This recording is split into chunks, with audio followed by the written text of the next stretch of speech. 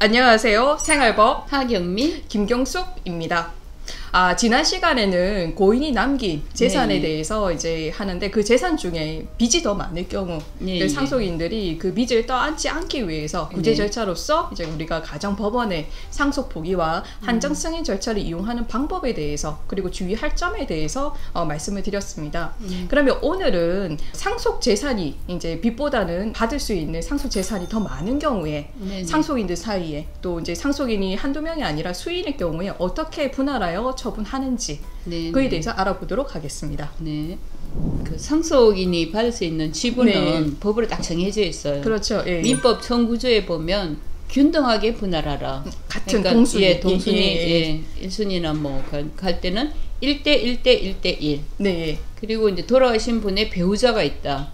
배우자는 다른 상속인에 대해서 2분의 1을 더 받는다. 이렇게 생각하시면 될 것 같아요. 상속 재산을 분할하는 뭐 방법은 그렇게 정해져 있지만 돌아가신 분의 재산이잖아요. 그렇죠. 그러니까 그분이 생전에 내 재산을 내 의지대로 누구한테 나눠주고 싶다. 이럴 경우는 어떻게 해야 되냐. 그렇죠. 이쁜 자식에 더 준다라는 거잖아요. 그렇죠. 뭐 그럴 수도 있고. 이제 그런 부분 참 중요한 부분이기 때문에 이걸 이제 법적으로 이렇게 분석을 해보면 우리가 유언을 통해서 본인의 의사를 갖다가 확실하게 해가지고 이게 분할할 수 있는 방법이 있어요. 그렇죠. 유언은 중요하기 때문에 이게 한 5가지 방법으로 법적으로 딱 요식화되어 있거든요. 그러니까 그 방법 외에는 유언이 아니다. 뭐 이렇게 보시면 되는 거예요. 그래서 그게 이제 뒤에 이제 돌아가신 분의 그걸 확인해야 되는 절차가 있기 때문에 그 전에 공정을 통해서 뭐 유언 공정이라든지 뭐 이런 식으로 해가지고 미리 이렇게 공정 문서를 만들어 놓기도 하고요. 요즘은 그 신탁법이 좀 개정이 됐어요. 옛날에는 뭐 신탁 회사를 통해서 신탁할 수 있었는데 요즘 이제 4인 간에도 신탁이 가능하도록 그렇게 개정이 되면서 이 유언을 대용하는 신탁이 또 많이 이렇게 확산이 된 것 같아요. 요즘 많이 문의도 많이 오잖아요. 많이 뭐 우리가 많이 경험을 했었죠.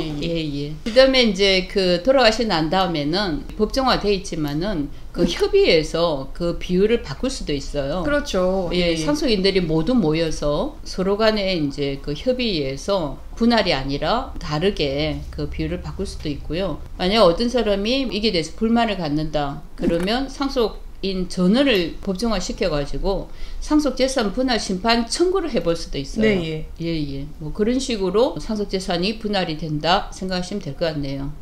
근데 여기까지 말씀드린 거는 이제 상속인들이 서로 연락이 됐을 경우에 법정 상속 지분이든 아니면 이제 상속인들 사이에 상속재산 분할 심판을 통해서 뭐 할 수는 있겠지만 그런데 오래전에 형제 중에 일부가 가출을 했다든지 아니면 외국에 출국하고 난 뒤에는 국내에 입국한 내역이 없다든지 아니면 여러 가지 사정에 의해 가지고 연락이 두절되어 있는 그런 그 상속인이 있을 거 아니에요. 그럼 그럴 경우에는 말씀하신 것처럼 상속재산 분할 협의 자체가 안 되잖아요. 그렇죠. 그럴 경우에는 이제 법적으로 그래도 상속인들, 잔존 상속인들을 위해서 어느 정도 이제 그걸 처분할 수 있는 그런 절차가 있는 걸로 알고 있거든요. 그리고 마침 법무사님께서 수년간 연락이 되지 않은 여동생에 대해서 오빠가 상속 재산을 어떻게 해야 되는지 문의해서 처리했던 사안이 있는 걸로 알고 있는데요.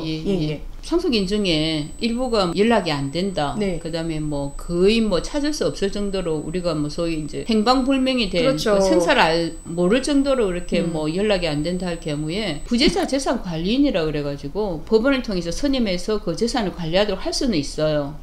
근데 그게 이제 뭐 궁극적인 방법은 아니기 때문에 대개는 이제 실종 선고를 통해서 실종 선고를 하게 되면 마지막으로 우리가 그 실종 기간이라는 게 있거든요. 그러니까 이게 이제 특별 실종도 있고 그 보통 실종도 있는데 그 특별 실종은 일단 뭐 전환이 일어났을 때 그 특별 실종으로 볼 수 있고요. 그다음에 보통 실종은 우리가 오랫동안 연락이 안 되는 경우 이런 경우를 볼 수 있는데 특별 실종은 1년 그 다음에 보통 실종은 5년의 실종 기간으로 봅니다. 많이 걸리네요. 실종 기간이 충분히 지켜져야지. 아니, 실종 기간이라는 거는 그 사람이 마지막으로 누군가한테 생존의 그 흔적이 있는 때부터 5년 이렇게 보시는 거죠. 그래서 이제 그 기간이 끝나면은 뭐 사망한 것으로 본다. 네. 이렇게 이제 돼 있거든요. 그 실종 선고에서 심판물을 받으면 보통 이제 실종 선고하면 사망 처리하고 비슷하게 돼요. 그 다음에 나머지 분들이 상속 협의를 통해 가지고 그렇게 뭐 처리하는 경우가 있었어요. 근데 그 절차가 솔직히 그 법률상 사망으로 간주를 하고 있잖아요. 네네네. 그럼 그거에 대해서는 법원에서도 좀 엄격하게 그 절차를 그렇죠. 진행을 할 것 같거든요. 예, 예. 어떻게 진행을 했어요?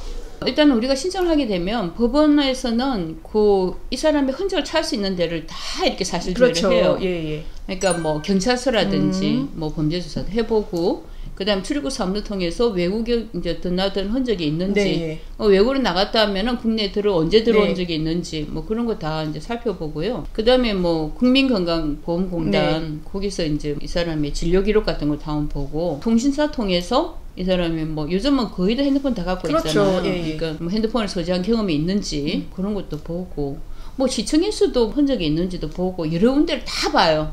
그래서 생존 흔적이 있는지를 다 찾아보고 다 회신을 받았는데 전혀 이 사람을 찾을 수가 없다. 네, 예. 그러면 그때 이제 공시채고를 해요. 네. 이 사람을 본 적이 있거나 이 사람하고 연락이 되거나 하면은 연락을 해라. 그게 이제 공시채고거든요. 그거 한 6개월 정도 지나고 나면은 그 다음에 이제 심판을 해줘요. 실종 선고로. 쉽지가 않네요. 그렇죠. 그래서 이제 기간은 보통 이제 시작되면 한 1년 정도 생각하시라고 뭐 그렇게 이야기를 네. 하죠. 그러면 이와 같이 실종 선고를 이용하기 위해서는 지금 네네. 법무사님께서 말씀하신 것처럼 최소한 그런 부재자의 생산 불명 상태가 일정 기간 동안 네네. 적어도 아까 말씀하신 것처럼 5년, 1년이라는 그런 기간이 경과돼야 되고 그리고 그런 사항에 대해서 법원에서는 충분히 사실 조회를 통해서 생존했던 그런 흔적을 찾아보고 네네. 그리고 공시채고 를 통해서 심리 심판을 통해서 이 같은 이제 실종 선고로서 사망 처리를 한다라는 거잖아요. 네, 예. 그러면 상속인들 사이에 이렇게 이제 연락이 안 되는 사람은 이렇게 실종 선고를 이용하는 경우도 있지만, 예, 예. 근데 그 절차를 이용하는 게 실질적으로 본인이 신청하기에는 정말 쉽지가 않다라는 거를 더 느껴지네요. 근데 이제 여기서 실종 선고할 때 실종 선고를 청구할 수 있는 사람이 누군지, 네, 예, 예. 그것도 한번 짚고 넘어가는 게 좋을 것 같아요. 법에 보면 이해관계인과 검사 이렇게 돼 있거든요. 이해관계인데 범위를 갖다 우리가 어떻게 볼 것인지. 그렇죠. 아무나 신청하면 안 되죠. 그렇죠. 나는 누군가의 채권자이기 때문에 이 사람 실종 선고를 한다든지 그러면 안 될 거 아니에요. 근데 이 이해관계를 갖다가 판례에서 이제 어떻게 보냐면은 이 사망으로 인해서 권리를 얻거나 그 다음에 의무를 제할 수 있는 사람 주로 보면 이제 1순위 상속인이 해요. 그렇죠. 예, 예. 그래서 판례상으로 보면은 2순위 상속인은 청구인이 아니다. 이런 예, 판례가 제법 나오거든요. 최근에는 그 실종 선고가 안 되면은 도저히 재산 분할을 상속 재산 분할을 할 수 없는 경우에 그걸 예외조를 한 경우가 있기는 있더라고요. 아버님이 돌아가셨는데 그 여동생의 매제가 외국인이에요. 네. 예. 근데 그 매제를 실종 선고를 안 시키면 이 부동산을 보증할 수가 없는 거죠. 그렇죠. 법정 상속 지분으로 계속할 수밖에 그렇죠. 없으니까요. 예. 매제를 갖다가 실종 선고를 한다는 거는 이 사람으로서는 1순위가 아니잖아요. 네. 원래 판례상으로 배제가 되는데 일단은 그게 이제 받아들여져 가지고 실종 선고를 했다는 사례도 있습니다. 네. 예, 예. 그러니까 전반적인 재반 사정을 보고 그에 대해서 판단을 내려주신 거네요. 굉장히 이례적인 거죠. 네. 예. 보통은 안 됩니다. 예.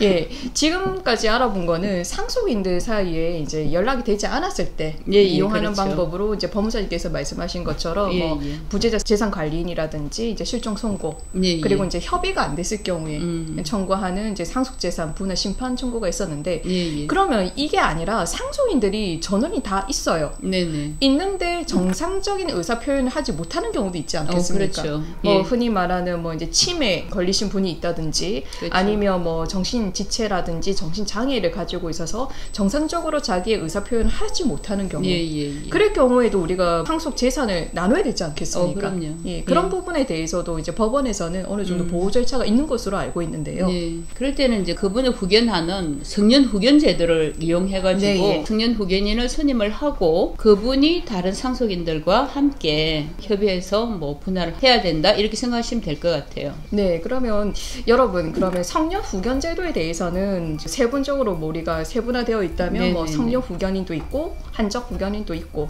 특정 후견인도 있는 걸로 알고 있거든요. 그 부분에 대해서는 다음 시간에 좀 더 그렇죠. 구체적으로 알아보는 시간을 갖는 게 좋을 것 같습니다. 예, 그렇게 하겠습니다. 여러분 오늘은 여기까지 하고요. 많은 좋아요, 구독, 알림 설정 부탁드립니다. 여러분과 함께하는 생활법 하경민, 김경숙입니다. 감사합니다.